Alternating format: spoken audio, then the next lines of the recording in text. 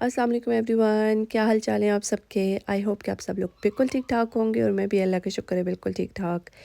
तो खैर गाइस, एक और वीडियो लेके आ गई हूँ मैं किचन क्लीनिंग की।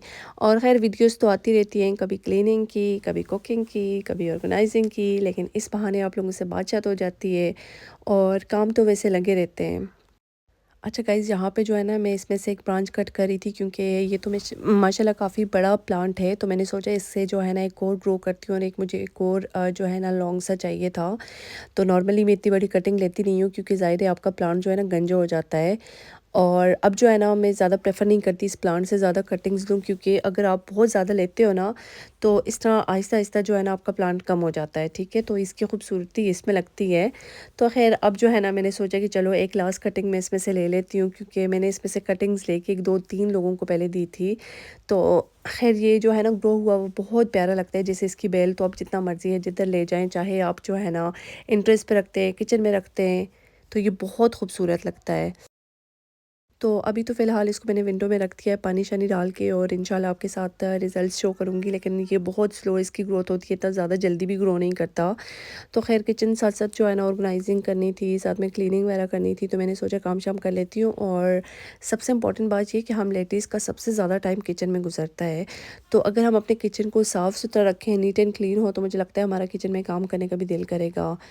और किचन क्लीन रखने की सबसे अच्छी टिप ये है कि हम जैसे नॉर्मली ऐसा होता है ना कि हम कुछ भी लाएँ, कोई चीज़ इधर रख ली, हम बच्चों को कहते हैं बच्चे भी इधर-उधर रख लेते हैं। लेकिन आप कोशिश करें कि बच्चों को भी अभी से ही ऑर्गेनाइज़ बनाने की कोशिश करें। जैसे अगर आप बच्चों को कह रहे हैं कि कोई चीज़ ला के रखो, तो बेटर है सिंक में रख दो। और आप भी कुछ भी ला रहे हैं और आप उसको सिंक में रखते जाएँ, साथ-साथ जो गंदी चीज़ें हैं या तो जो चीज़ें साफ़ हैं उनको उनकी जगह पे रख लें। तो इससे हमारा किचन ना तो गंदा होगा, ना तो हमारे लिए बाद में मसले मसाइल बनेंगे। क्योंकि एक दफ़ा जो है ना मैस अगर ज़्यादा क्रिएट हो जाए तो फिर उसको साफ़ करना बहुत मुश्किल हो जाता है और टाइम भी ज़्यादा लगता है। तो बेहतर है रोज़-रोज़ थोड़ा-थोड़ा करें, तो आपका जो है ना घर भी साफ़ सुथरा रहेगा और आप स्ट्रेस फ्री रहेंगे। तो ख़ैर आज जो है ना मैं एक छोटे से टॉपिक से, प्यारे से टॉपिक्स पे आपसे बात करती हूँ कि जैसे हम लोग 2 जगहों की लाइफ़ को आपस में कंपेयर करते हैं। जैसे अगर मैं यहाँ पे यूके में रह रही हूँ तो मैं पाकिस्तान की लाइफ़ से कंपेयर करूँगी या कुछ। तो मुझे ऐसा लगता है कि आप जहाँ पे भी रह रहे हैं हर जगह की लाइफ़ में कुछ प्लस पॉइंट्स होते हैं, कुछ माइनस पॉइंट्स होते हैं।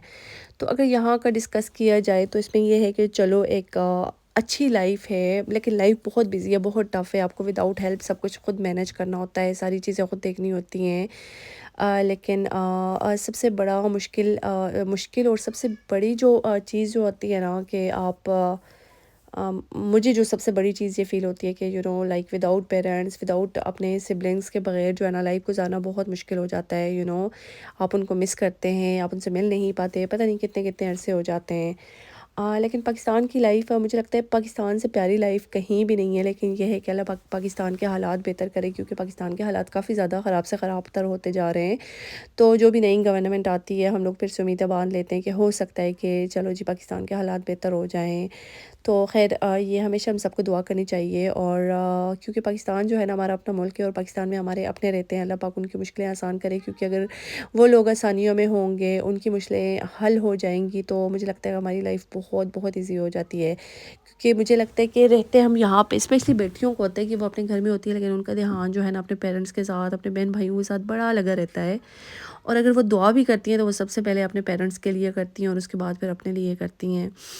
तो खैर ये सबके साथ ही होता है। और पाकिस्तान में रहने की सबसे बड़ी ब्लेसिंग ये है कि आपके पेरेंट्स आपके साथ होते हैं। हमारे पापा आपकी लाइफ के कितने भी मुश्किल फेस में हो ना, तो आपको लगता है कि you can do it, like आपके पेरेंट्स आपके साथ हैं। और यहाँ पे एक बहुत प्यारी सी बात मैं ये करूँगी कि जब मेरी बड़ी से बड़ी तबीयत ख़राब हो जाती है यहाँ पे, मैं इतनी स्ट्रॉन्ग बनती हूँ, इतनी स्ट्रॉन्ग हूँ, बल्कि मैं बनती नहीं हूँ, लेकिन यहाँ पे बंदे को लगता है कि आप बहुत स्ट्रॉन्ग हैं, आप कर सकते हैं, आप उठ के खड़े हो रहे हैं। लेकिन मुझे ऐसा होता है कि जब मैं पाकिस्तान जाती हूँ, मुझे थोड़ा सा भी पेन हो, अगर मैं अपने पेरेंट्स के सामने हूँ तो मैं फ़ौरन रोना शुरू कर देती हूँ, मुझे नहीं पता क्यों। और अगर आप में से भी किसी के साथ ऐसा होता है तो ज़रूर बताइएगा। कि शायद आपको पता है कि अगर आप बीमार होंगे, आप रोएंगे, तो आपके पेरेंट्स मतलब آئی ڈونٹ نو یہ کیوں ہوتا ہے، لیکن میں یہاں پہ نہیں مطلب کبھی کبھی ایسا ہوتا ہے نا کہ بہت زیادہ آپ تکلیف میں ہوتے ہو، پین میں ہوتے ہو، تو آپ کو ہوتا ہے کہ ہاں جی، لیکن پاکستان میں جا کے جو ہے نا آپ کی ساری جو ہے نا یہ جو آپ کی بہادری ہے یا آپ جو اسٹرانگ ہے وہ ساری چیزیں ختم ہو جاتی ہیں، پاکستان میں جا کے نہیں بلکہ صرف اپنے پیرنٹس کے سامنے جا کے۔ تو مجھے یاد ہے اس دفعہ بھی جب میں گئی تو مجھے دان میں اتنا زیادہ درد تھا، تو میری امی ابو ساتھ تھے اور میں رونا شروع ہو گئی تو خیر پتہ نہیں کبھی کبھی ایسا ہوتا ہے۔ تو خیر پھر بعد میں جب مجھے بہت برا فیل ہوتا ہے، میں سوچتی ہوں کہ میں نے اپنی امی ابو کو پریشان کر دیا، لیکن پھر میں یہ سوچتی ہوں کہ میں پتہ نہیں وہاں پہ کیا کرتی ہوں گی، لیکن یہاں پہ آ کے بندہ کافی اسٹرانگ ہو جاتا ہے، کیونکہ آپ کو پتہ ہے کہ آپ کو چاہے آپ جتنا بیمار ہیں آپ کو اٹھ کے کھڑا ہونا ہے، آپ کو کام کرنے ہیں، ظاہر ہے بچوں کو بھی دیکھنا ہے، بچوں کو اسکول بھیجنا ہے، قاعدہ پڑھانا ہے، قرآن پڑھانا ہے۔ تو جب آپ کے سامنے اتنی لمبی ساری لسٹ کاموں کی آ جاتی ہے نا، تو پھر آپ کے پاس آپشن نہیں بچتا کہ آپ بیمار ہو جائیں، یا آپ بیمار ہیں تو اس پہ آپ جو ہے نا تھوڑا سا بولیں کہ ہاں جی نہیں نہیں میں بیمار ہوں، نہیں یہ لفظ نہیں بولنا ہم نے کیونکہ اگر ہم ویک پڑ جائیں تو پھر گھر جو ہے نا ستیہ ناس ہو جاتا ہے، درہم برہم ہو جاتا ہے۔ تو بس خیر گائز، یہاں پہ میں چولہا صاف کر رہی تھی، اور پتہ نہیں کیوں سب کے ساتھ ہی ایسا شاید ہوتا ہوگا کہ جس دن چولہا صاف کرو اس دن چائے ضرور گر جاتی ہے۔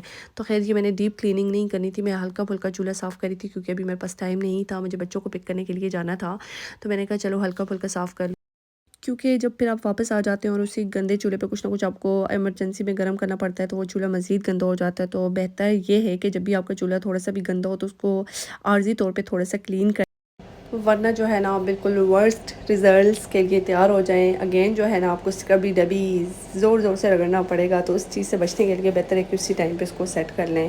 تو خیر گائز، اس کے بعد جو ہے نا جو میں نے بیل لگائی تھی اس کا بھی ایک چھوٹا سا ویو آپ کے ساتھ شیئر کرتی ہوں۔ آئی ہوپ آپ کو آج کی ویڈیو اچھی لگی ہوگی۔ ملتے ہیں نیکسٹ ویڈیو میں، اللہ حافظ۔